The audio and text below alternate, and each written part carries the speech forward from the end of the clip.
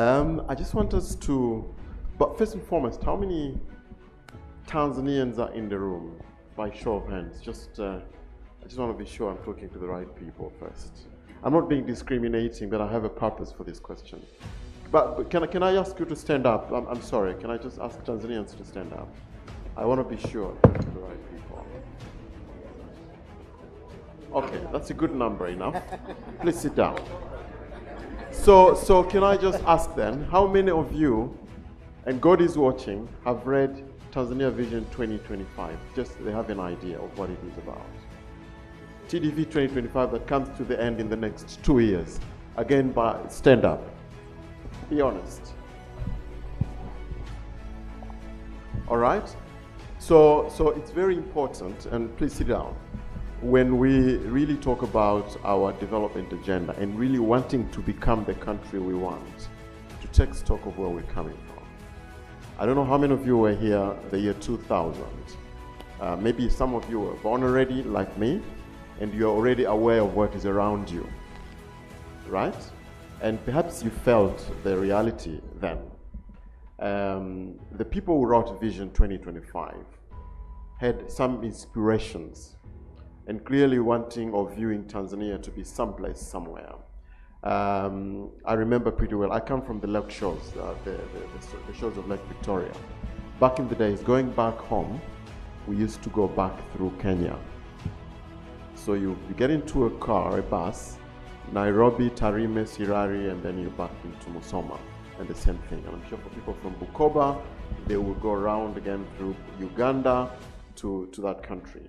Today, you get into a car in Lindi, at the southern part of Tanzania, at 6 a.m. in the morning, and you'll be sure to be in Mwanza by dinner time, if you're driving a good car. So, and that's, back in the days, this used to be a 3 to 4, 5-day trip, where people will pack chapati, mandazi, kuku, just so much they know. Before they get to Mwanza, they'll spend some 2 days at a place called Sekenke, you know, and that's when the kukus and the chapatis would be dealt with. It was massive. These are things of the past now, and that is what we call development. The aspiration of President Ben Mkapa, may his soul rest in peace. One of the things that he wanted to see was a learning community that has initiative. It speaks to the people in the room. And this is the point I'm talking about, the initiative. It is the innovation part that you're talking about. A society that is learning, but that is innovating. That is what he envisaged for Tanzania 25 years later. I really want us to really think, if Benjamin Mkapa was in the room today, listening to the conversation, would he look back and say, this is what I wanted to see in Tanzanians?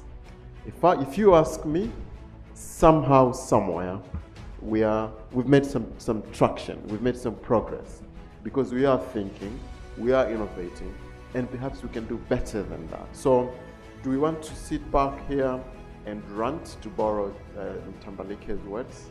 Not really. We just need to say, it's a glass half filled. We need to fill the remaining part of the glass.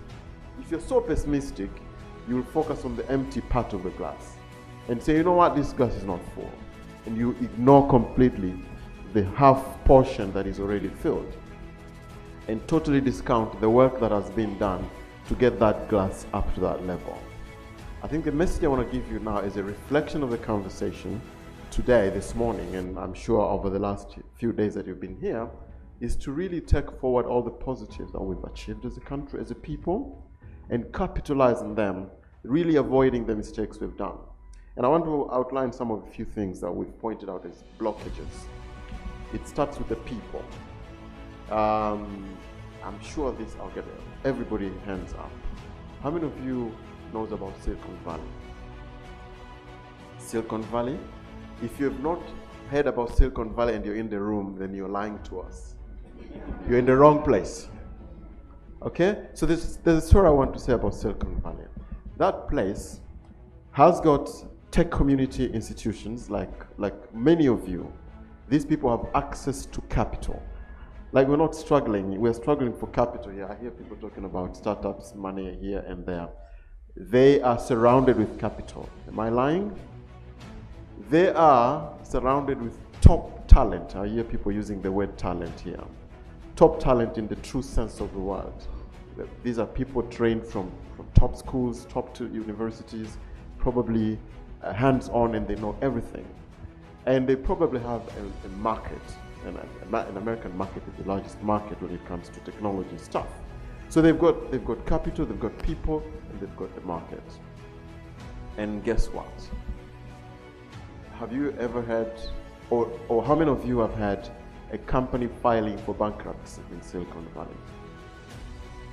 There are companies filing for bankruptcy every single day. There's a company filing for bankruptcy, imefilisika, in Silicon Valley. Now, this is the point I'm trying to make. The difference between a company that files for bankruptcy in Silicon Valley and the one that is successful is the people that are running those. This word talent we're using here, we shouldn't be using it so loosely. I think Tambalike stole my word. When you have shaggy things, vitu vimeka shaggy, I followed that, right? I spent 21 years in banking, running one of the third largest banks in the country, lending money to businesses. I could read one proposal and say this is a shaggy proposal, and read the other and say this is a proposal, before meeting the person. And then when you meet the person, when they start narrating their business model, and when we say, so what is your business model? I see people changing colors. I receive a lot of young guys coming to the Planning Commission. We've got this idea. This is what we can do for Tanzania. Oh, fantastic. So can you please, let's talk about your business model. Business model means, how is money spent and how is it created end to end? Talk to me that process. If you cannot explain that process, no one is going to write a check, no matter how small that check is. Because I get confidence when I listen to a person who can articulate what they want to do. But if you've had, Tambalike has an app for 1x something here, and then you steal that idea and you copy paste and you have no depth of what they're doing and you think it's yours, and you come to explain looking for venture capital, forget it. So what I'm saying, becoming a talent is about checking several boxes. It's this box of understanding what you want to do and being able to put in front of the person that you're trying to speak to the value. It's about value proposition. I was the MD of NBC, chair of Tanzania Bankers Association, when MNO disruptors, I call them disruptors, come into the banking sector and stole the payment from banking to MNOs. And so I took my colleagues and went to Twin Towers to face the late Ben Ondulu, challenging him to say, so how do you do this? How can you allow these guys? We're building branches, we're selling, we're getting people to bring deposits, and here they come, they just plug and get the deposit. This is not fair. And this is what Professor Ndulu said, and may his soul rest in peace once again. He's my role model, by the way. He said, listen, bankers, find ways of working with MNOs. We are not changing anything. They're here to stay. And he reminded us that there's no regulation, and people are talking about policy this, policy that. MNOs starting doing payments with no payment regulations. I think they got signed 5-7 years later, when there's already massive business and they were indispensable already. Nobody could think of stopping MNOs in the payment sector today. Not as a central bank, but not even as government. Today, government collects taxes thanks to MNOs. We pay taxes through that. It's an indispensable reality. It is here to stay. So when you're able to create value proposition, everybody will come around you and the policies will come. So let's not put the policies ahead of our innovation, because that's a stoppage. You will stop thinking because, oh, there's no policy. In fact, it is what you're doing that will design the policies. It should be the other way around. So I'm encouraging people in the room to not use this as a scapegoat. Policies should not be. Policies should follow innovations. If we put it the other way around, we're not going to make it. Vision 2025 is coming to an end. We cannot wait another 25 years to become a middle-income country. By the way, we're debating in the Planning Commission whether our next vision should aim to become a middle-income country. We're not sure whether we should aim for that. We think it's a low goal to aim at, right? And you know why? Because the year 2000, when the Vision 2025 was written, we were not at the pace of technological changes as we're seeing today. So we believe, with good use of technology and these all mumbo jumbles of digital transformation we're talking about here, we should be able to leapfrog our development agenda. And therefore, achieving middle income status should come in pretty soon than later. And then the target really should be changing to become a high income country. And that's because we believe technology will help us. But we also think because we have a massive population. There are people who are looking at the Tanzanian population rate at the moment as a disaster, as a problem, as a crisis. Again, human beings are created in two shapes. They're pessimistic human beings and they're optimistic human beings. We want to challenge the pessimistic view of the population of Tanzania and use it as an opportunity. We've got some work to do though, to convert this number of people that are being born in Tanzania to be productive human beings. And when they're productive human beings, then only we can fast track our growth. But of course, if we're going to have 10 million youth who are not doing anything productive, but doing funny stuff in the streets, of course it's a disaster. But imagine of these 10 million youth who are productive and they can do one thing to add value in the economy, for sure, this massive population is going to be an asset that will pay dividend, and we talk about population dividends every day.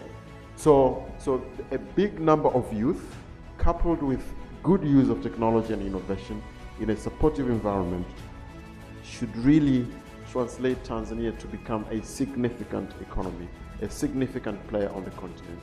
And perhaps, you talked about kings in the book.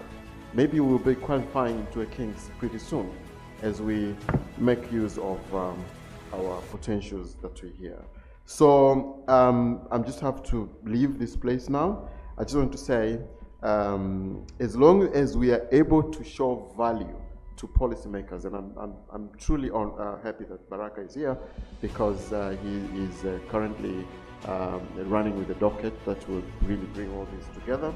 We're very open-minded. I want to remind you once again, let us decide what do we want to see in Tanzania in the next 2 decades or so through the process that we're currently running of writing our Vision 2025. There's a full chapter, 2050, there's a full chapter, and it's not just a paper, it's not just a document. And I really hate, using documents and thinking they will take us forward.